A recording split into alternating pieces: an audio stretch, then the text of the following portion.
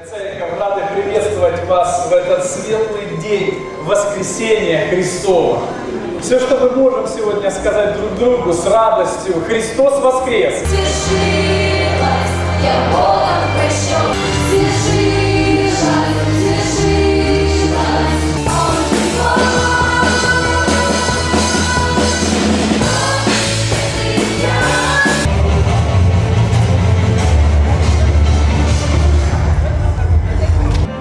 З нас кожен вибір має прощення попросить, чи так пройти. Ісус біля Голгофи знов чекає, тож ким для нього нині станеш ти. каждый миг с тобою быть хочу. Это моя Пасха.